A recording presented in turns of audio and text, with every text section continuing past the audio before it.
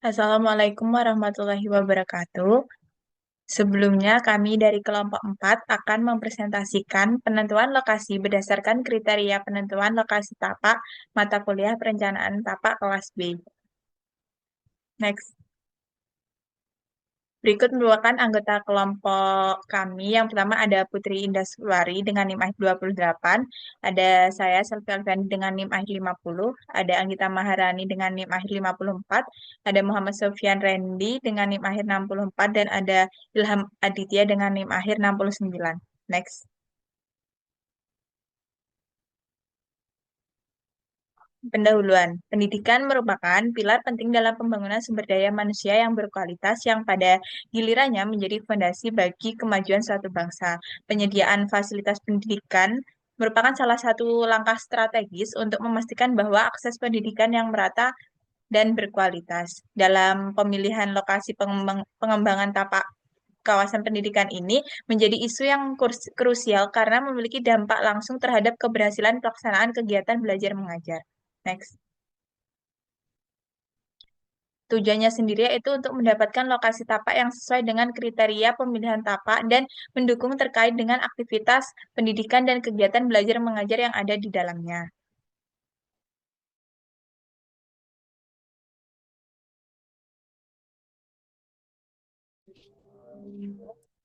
Selanjutnya masuk pada kriteria pemilihan tapak. Yang pertama ada lokasi yang mana nanti harus sesuai dengan RT RW atau RTTR setempat dan hasil survei secara ekonomis. Dan selanjutnya ada biaya juga yang harus diperhitungkan yang tentunya harus sebanding dengan keseluruhan biaya. Dan yang ketiga ada penguasaan atau pembebasan lahan. Nah, dalam hal ini diusahakan untuk tidak dalam sengketa, sudah dikuasai ataupun jika ada yang lebih menguntungkan harus lebih dipertimbangkan. Selanjutnya ada peruntukannya yang mana harus sesuai dengan program atau memungkinkan melakukan rezoning kembali. Selanjutnya ada ukuran lahan yang nantinya diharapkan mampu menampung konstruksi fasilitas dan beberapa tahapan termasuk pengembangan awal dan fasilitas pendukung dan perluasan. Dan yang terakhir adalah bentuk yang merupakan bentuk tampak rasional dan juga harus menguntungkan bagi perencanaan.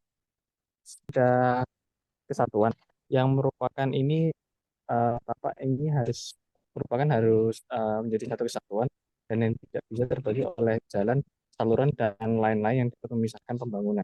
Dan selanjutnya adalah yang harus dipertimbangkan jalan dan aksesibilitas yang tentunya harus memiliki akses jalan yang mudah menuju tapak. Selanjutnya ada guna lahan juga yang mana harus memenuhi kriteria terkait dengan guna lahan sesuai dengan peruntukannya. Selanjutnya ada topografi. Nah, di sini topografi ini dapat kita lihat seperti memiliki pohon peneduh ataupun pemandangan lorong seperti itu. Dan ini mencukupi. Selanjutnya adalah kualitas lingkungan yang tentunya harus diperhatikan dalam aspek ini, termasuk ekosistem sekitar yang termasuk vegetasi serta kondisi tanah tertentu.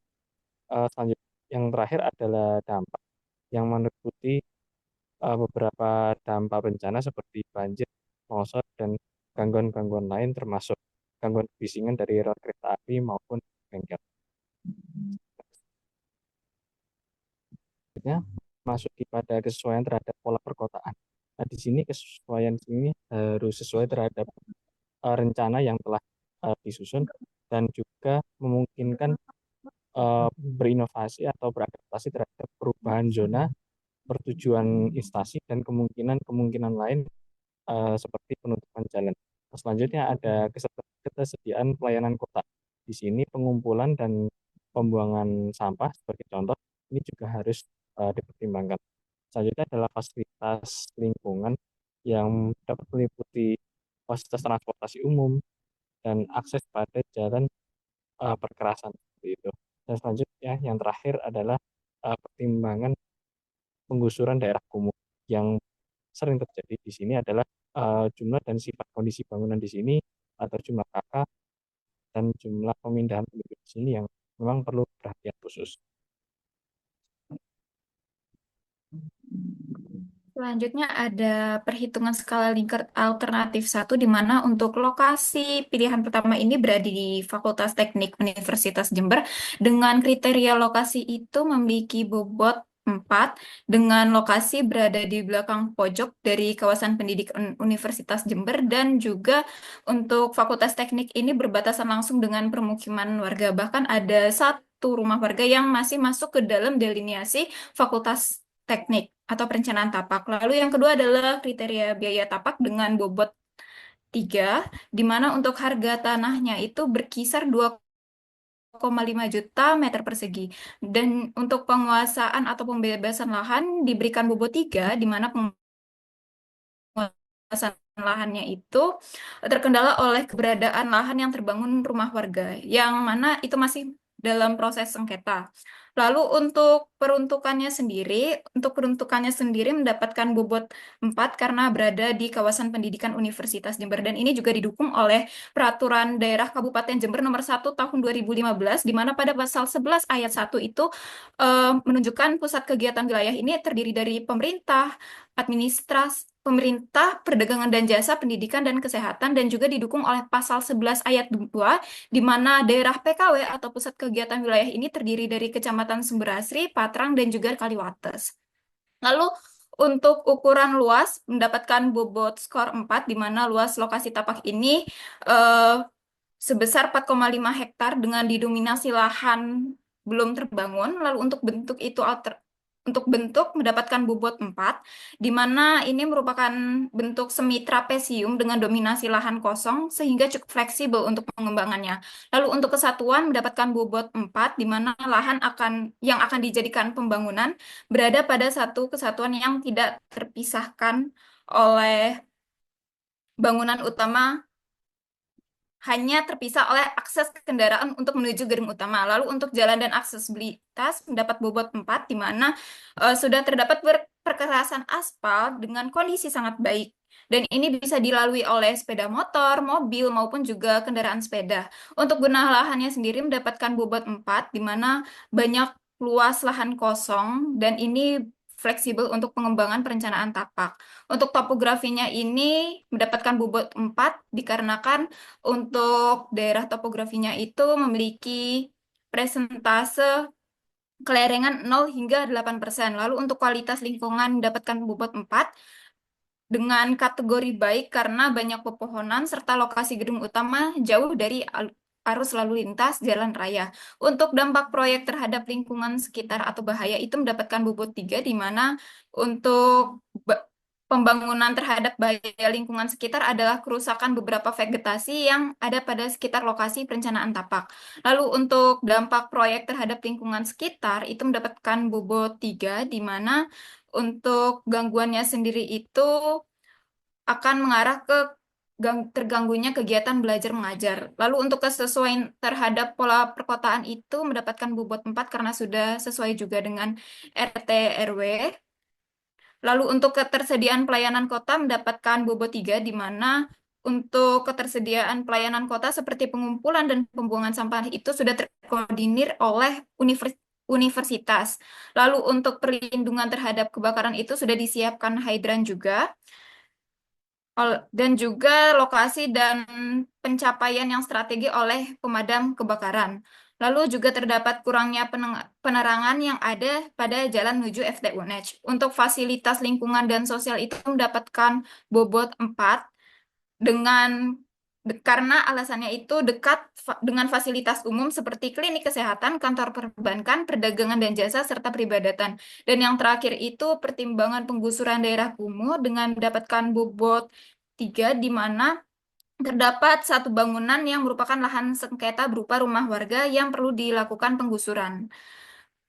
Untuk total skornya ini mendapatkan skor 62, dan itu termasuk ke dalam klasifikasi sangat tinggi. Untuk penentuan klasifikasinya ini juga eh, dari hasil perhitungan total skor maksimum dikurang total skor minimum baru dibagi dengan panjang kelas, yang dimana panjang kelasnya ini ada 5 klasifikasi.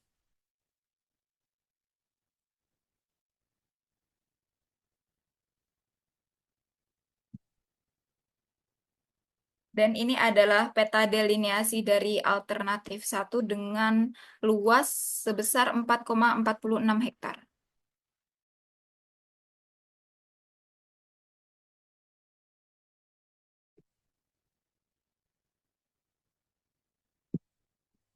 Selanjutnya terkait dengan perhitungan skala Likert alternatif 2, di mana lokasi alternatif 2 ini merupakan Fakultas Kesehatan Masyarakat di Universitas Jember.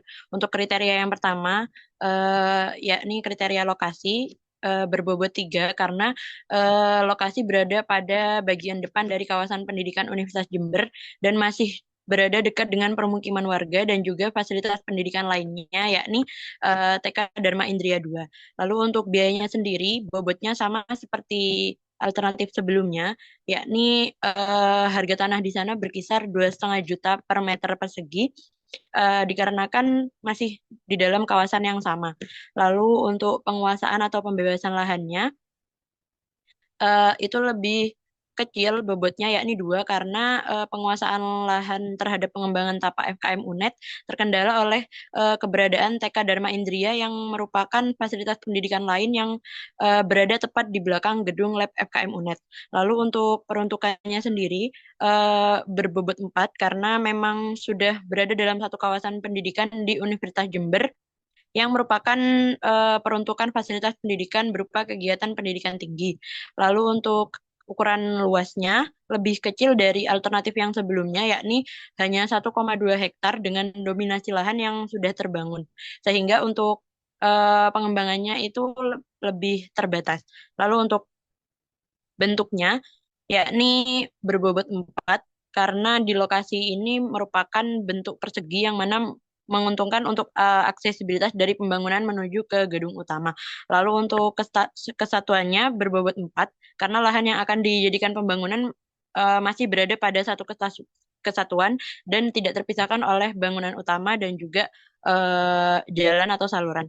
Lalu untuk jalan dan aksesibilitasnya berbobot 2 karena pada jalan menuju FKM UNED ini memang sudah dibuat perkerasan aspal yang bagus, namun di sekitar jalan utama menuju FKM ini masih ada beberapa jalan yang berlubang. Lalu untuk guna lahannya, luas lahan terbangun lebih besar daripada luas lahan yang akan dikembangkan, di mana dominasi guna lahannya itu didominasi oleh lahan yang sudah terbangun. Oleh karena itu memiliki bobot 2. Lalu untuk topografinya berbobot 3 karena masih dalam satu kawasan yang sama dengan alternatif sebelumnya, maka eh, persentasenya sama, yakni 0 sampai 8%, serta memiliki banyak vegetasi pepohonan peneduh, namun view yang ditawarkan masih terbatas karena bangunan-bangunan di sekitarnya itu sudah padat oleh bangunan fakultas lain. Lalu untuk kualitas lingkungannya sendiri berbobot 3 karena di FKM UNED ini kualitas lingkungannya sudah cukup baik karena banyaknya pepohonan, namun terganggu oleh kegiatan aktivitas di jalan raya karena lokasinya lebih dekat dengan jalan raya. Untuk yang ke-12, yakni dampak proyek terhadap lingkungan sekitar atau bahaya, itu berbobot 2 karena dampak proyek ini nantinya berbahaya terhadap lingkungan sekitar seperti kegiatan belajar mengajar yang ada di TK Dharma Indria 2 karena mayoritas merupakan anak kecil yang berisiko terhadap kecelakaan kerja yang ada pada proyek pembangunan. Lalu untuk dampak proyek terhadap lingkungan sekitar, yakni gangguan, berbobot 3 karena dampak proyek pembangunan terhadap gangguan lingkungan sekitar, eh, yakni terganggunya kegiatan belajar mengajar yang ada di FKM UNED, serta gangguan akibat lalu lintas kendaraan yang keluar masuk, di mana Fakultas Kesehatan Masyarakat ini dia ada di jalan utama menuju fakultas-fakultas lain. Lalu untuk kesesuaian terhadap pola perkotaan berbobot 4 karena lokasi ini sudah berada pada satu kawasan pendidikan Universitas Jember dan sudah sesuai juga dengan rencana tata ruang wilayah di Kabupaten Jember. Lalu untuk ketersediaan pelayanan kotanya, yakni 4, karena seperti pengumpulan sampah dan pembuangan sampah itu sudah terkoordinir oleh universitas, lalu perlindungan terhadap bahaya kebakaran juga di setiap fakultas itu sudah memiliki hidran, serta lokasinya lebih strategis untuk dicapai oleh pemadam kebakaran.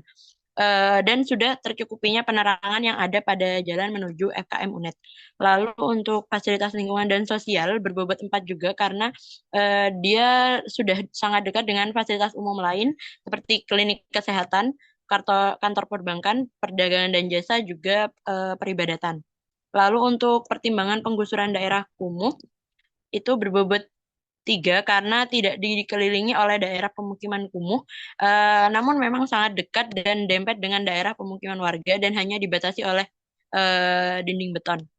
Untuk total skornya alternatif 2 untuk Fakultas Kesehatan Masyarakat UNED ini yakni 52 dengan kategorinya baik. Next.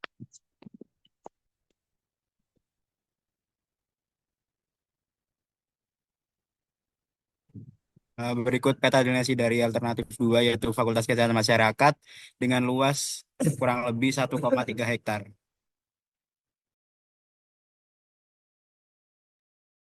Lalu kesimpulannya adalah setelah melakukan perhitungan skala Likert pada masing-masing alternatif lokasi tapak, dapat disimpulkan bahwa lokasi alternatif ke-1 yang berlokasi di Fakultas Teknik Universitas Jember sangat cocok untuk dilakukan pengembangan tapak dengan perolehan skor sebesar 62 dengan kategori sangat tinggi.